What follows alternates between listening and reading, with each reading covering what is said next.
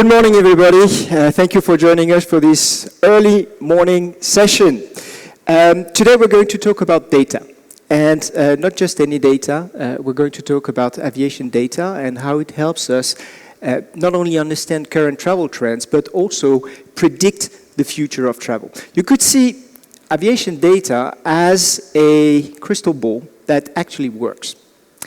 So what do we mean exactly by aviation data? Well, in the case of ForwardKeys, that's pretty much everything having to do with supply and demand in air travel. On the supply side, we keep track of all flights that are scheduled by airlines so that we can understand past, current, and future changes in terms of connectivity. On the demand side, we monitor travel intent via searches that people perform prior to booking their trip and the actual bookings. And to this, we add additional layers of information, of intelligence, smart algorithms that enable us to understand who will be traveling where, when, and for how long. We can understand up to the specific itinerary of visitors going to a destination.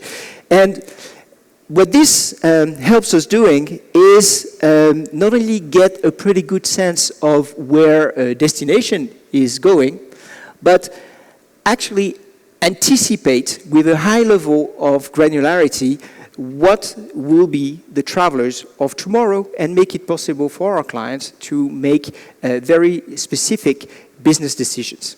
So what does this data tell us about travel to the Middle East? I'd like to start with the current trends and give you the global picture, and then we will zoom in on the region. When looking at international arrivals year to date, so from January to April, because May is not finished yet, we can see that the Middle East is at the forefront of travel recovery at only minus 37% behind 2019 levels. And remember, this takes into account the fact that many destinations in the region were closed for business during part of this period.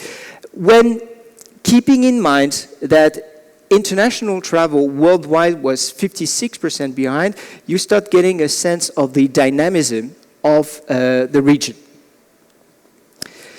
At a global level, we are witnessing a reactivation of global travel. And to be fair, it's pretty easy to understand why this is happening. When travel restrictions in red and yellow on this chart are lifted, bookings in black on this chart are going up. So basically, if you allow people to travel, they will. This is why the fact that over the past 6 months, pretty much all countries in the region have reopened is such an encouraging piece of news. The region is open for business, and business is ready to come back to the region. Therefore, we can see an acceleration of new tickets issued for trips to the region. And here we're looking at all tickets issued for trips to take place anytime in the future. Here I've only focused on GCC countries because otherwise the chart would be very difficult to read. And I've also decided to focus on flights for stays of at least 2 nights. Why is that? Because we're filtering out a lot of one-night stays which have a lot to do with connecting flights. We'll get back to that later. I think this gives us a better sense of how GCC destinations are performing as destinations, places where people want to stay. Looking a little bit more into details here, we can see that the UAE is basically getting back to pre-pandemic levels by the end of April. We're seeing Qatar and Bahrain at around 80-90% recovery compared with 2019. And in the case of Saudi Arabia, we have a typical seasonality pattern with the changing of the Ramadan and Eid dates. That's messing up the figures a bit, but the big picture is also a recovery, like the rest of the region.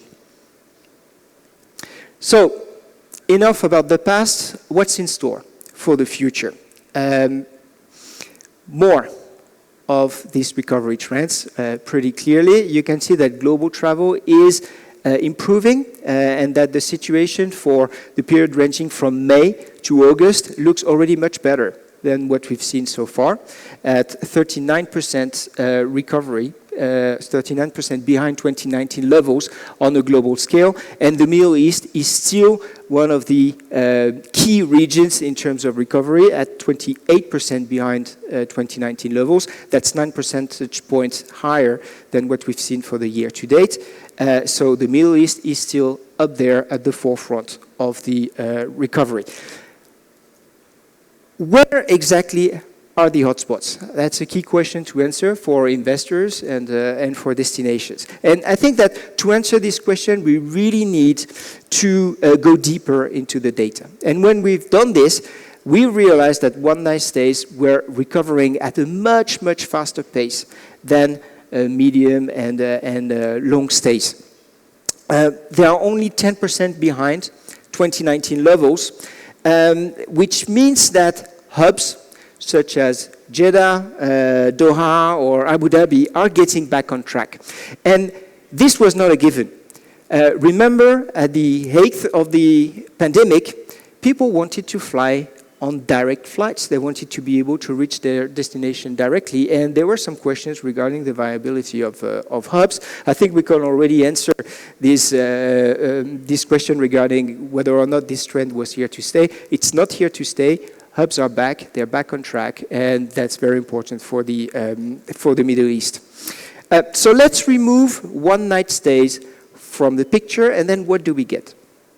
Well, a less rosy picture than the averages suggested. I think we're still a long way to go back to 2019 levels for the region as a whole, but we can already see that destinations like Dubai, only 5% behind 2019 levels, or Bahrain, 10% behind, are almost there already, which means that recovery is possible and that it can happen really fast. Hence, the importance of remaining open for business now that the region is open. Looking at key origin markets for the GCC, we can see that bookings from the US and France are already ahead of pre-pandemic levels, and that the Saudis are flocking back to their neighbors. So I think that if you're wondering where to invest for tactical marketing campaigns for your destination in the region, those would be good markets to put your money on. Good candidates. Now, the pickup of demand is supported by air connectivity. Looking into the future, we can see that international capacity to the GCC is only 12% behind 2019 levels. That's where it's stabilized for the future. And we think it's enough to accommodate for the rebound in demand. So, in other words, we do not anticipate any supply-induced bottleneck for the recovery of the region, and we think that if demand gets back to an even higher level, the region will be able to put the right amount of seats on the market for the region to fully recover. Now, let's talk about traveler profiles, because not all segments are recovering at the same pace. And understanding which markets are recovering the fastest is probably a good way to decide where your next move should be as destinations or investors. Now, the first time we took in this analysis was to look at the three biggest source markets for the region. And that's the UK, the US, and India. And we wanted to know which segments within these markets were performing the best. And very clearly, we could see that affluent travelers, premium travelers, those traveling at the front of the plane were recovering much faster than the rest. If we take the specific case of the UK, for example, you can see that there are now a much higher share of premium travelers than in the past. That's a 7 percentage point increase compared with pre-pandemic, and we see something very similar with the US, which is also a very dynamic market. Now, if we take a look at where those key source markets are traveling, we can get a better sense of the strong position of the UAE, which is managing to capitalize on the appetite for travel to the Middle East from these key source markets. If we stick to our UK example, we can see that the UK accounts for 12% of bookings to the region, and almost 60% of those bookings are heading to the UAE. Again, the proportions are fairly similar for the US. That means for the rest of the region, the competition from Dubai will remain fierce. And what makes the UAE strong is its capacity to attract visitors who will stay for more than 4 nights. This is again exemplified by the UK, where you can see that travel to the UAE in orange here is growing for medium stays and long stays, so that stays of more than 4 nights. And in the region, it's the opposite. That means that people will stay longer there and will also spend more. And I think that's probably got to do with the diversity of the leisure supply in the region. As you can see, again, for these long stays from the UK, 77% of the trips are motivated by leisure reasons. Now, a few more points I'd like to touch upon before we close. International travel, international business travel.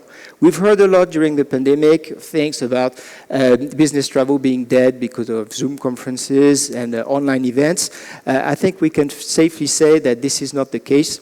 Leisure travel and business travel are recovering, and even though business travel in orange on this chart is recovering at a faster pace, we can see that it's pretty much in sync with leisure travel, and that it's getting back to pre-pandemic level at the end of May. So the future looks pretty bright on this front.